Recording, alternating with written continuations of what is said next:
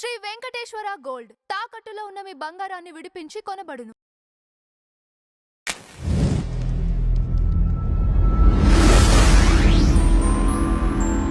Toxic movie collections ఎలా ఉండబోతున్నాయి? ఎందుకంటే రానున్న మొత్తం గూడా హాలిడేస్ వస్తున్నాయి. ఈ రేపు, ఎల్లుండు, సండే, మండే ఇట్లా ఇంతవరకు గూడా ఉంది. మంచి టైంలోనే రిలీజ్ చేశారని టాక్ గూడా వస్తుంది. కలెక్షన్స్ ఎలా ఉండబోతున్నాయి ఈ వారం రోజుల్లో? అంటే కలెక్షన్స్ వాళ్ళు 1000 క్రోర్ క్లబ్‌లోకి వెళ్ళాలి అనేది వాళ్ళ ప్రోగ్రామ్. అంటే ఆ సినిమాకి సంబంధించి 500 కోట్లొచ్చినా గానీ అది పెద్ద కలెక్షన్‌గా అనుకోవాల్సిన అవసరం లేదు. ఓహ్! ఎందుకంటే దాని స్కేలు అది గ్లోబల్ సినిమా స్కేల్‌లో వెళ్ళారు వాళ్ళు. ఆ స్కేల్ వర్కౌట్ అవ్వాలంటే కనీసం అది 3000 కోట్లు వసూలు చేయగలగాలి. గ్లోబల్ లెవెల్‌లో చెప్తున్నా నేను. లేదు కనీసం పాన్ ఇండియా మార్కెట్ వైజే అనుకుంటే 1000 కోట్ల పైన వెళ్ళాలి. 1000 కోట్లకి రీచ్ అయితే పర్వాలేదు, అబోవ్ యావరేజ్ సినిమా. 1200 నుంచి 1500 కోట్లు వసూలు చేయగలిగితే హిట్ సినిమా. సూపర్ హిట్ అనాలంటే 1800 కోట్ల నుంచి 2000 కోట్లు కలెక్ట్ చేసి తీరాలి లోకల్ మార్కెట్లో. ఏది పాన్ ఇండియా మార్కెట్లో ప్రస్తుతం సినిమా స్కేలింగ్ అలా ఉంది. కాబట్టి ఈ సినిమా ఎంతవరకు పెర్ఫామ్ చేయగలదు అనేది, కనీసం 1000 క్రోర్ క్లబ్లోకి వెళ్తుందా అనేది ప్రశ్న. సినిమాకి విపరీతంగా హైప్ క్రియేట్ అయింది. జనాలు ఈ సినిమా చూడాలనేటువంటి మూడ్లో ఉన్నారు. మూడ్ ఆఫ్ ది నేషన్ టాక్సిక్గా మారింది. అలాగే ఆ హడావిడి మనకి బుకింగ్స్ మీద కనిపించింది. డే 1 వాళ్ళు బుకింగ్ వైజ్గా చూస్తే ధురంధర్ 2ని దాటారు. బుక్ అయిన టిక్కెట్ల రేషియోలో చూస్తే ధురంధర్ 2ని దాటారు. కాకపోతే ఈ హడావిడి నిలబడుతుందా అనే దగ్గరకు వచ్చేసరికి ఇక్కడ డివైడ్ టాక్ వచ్చింది. ఆల్రెడీ 30-40% డివైడ్ టాక్తో మొదలైంది ఇది. ఏది తెలుగు రాష్ట్రాల వరకు చెప్తున్నాను నేను. కాకపోతే ఈ వైలెంట్ కంటెంట్ అనేది హిందీ బెల్ట్లో కొంత కనెక్ట్ అయ్యే ఛాన్స్ ఉంది అనేది వినిపిస్తున్న మాట.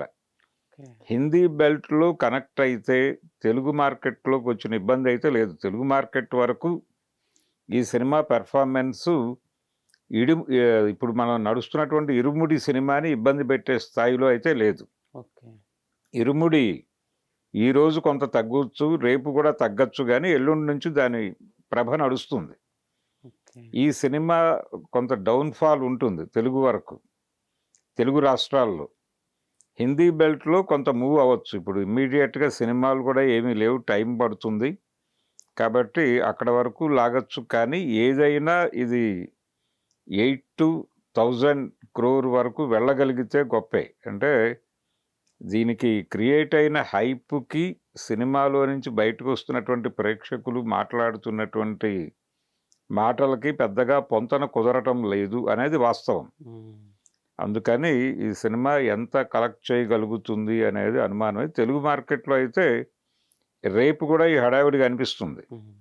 రేపు కనిపిస్తుంది, నెమ్మదిగా ఈ వీకెండ్ వరకు లాగుతుంది.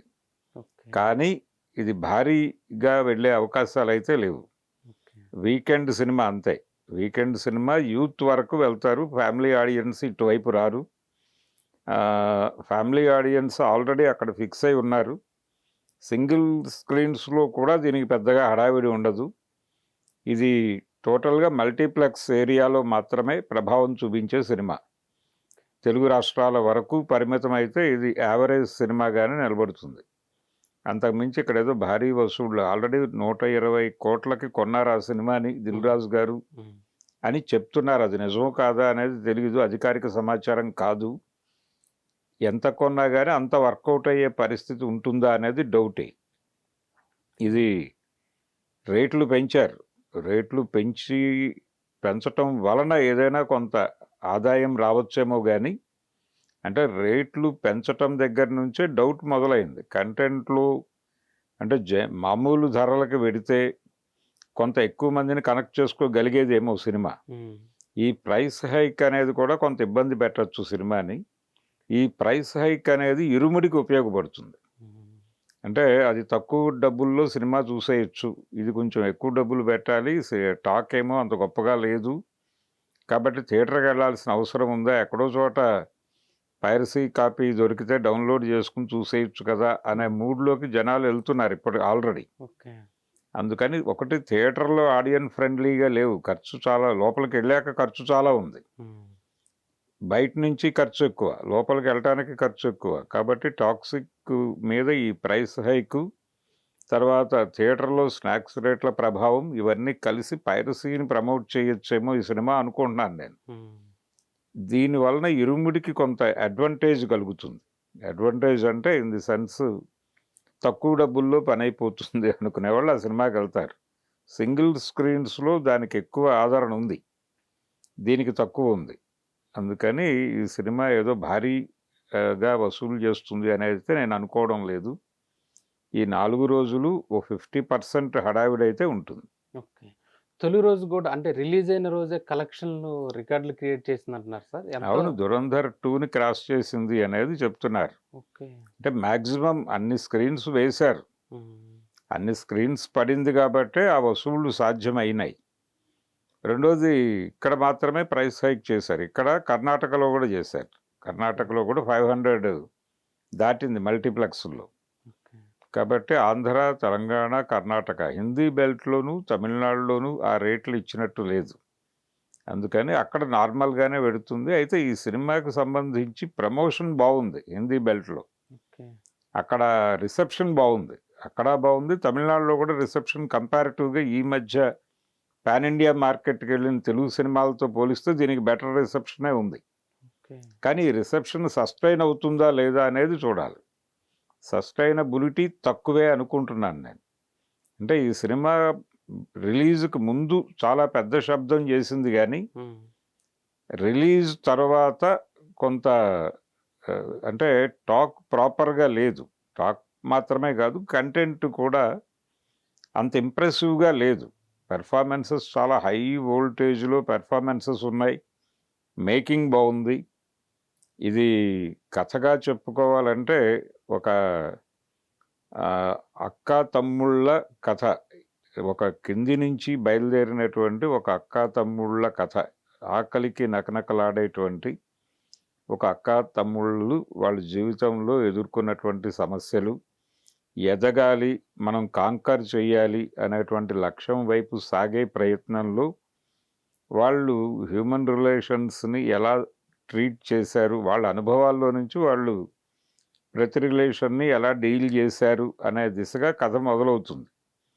మొదలయ్యి ఈ చేసిన దానిలో వీళ్ళు వెళ్ళిన ప్రయాణంలో జరిగిన మిస్టేక్స్ తాలూకా ఫలితాలు సెకండ్ హాఫ్లో వీళ్ళని వెంటాడటం మొదలవుతుంది.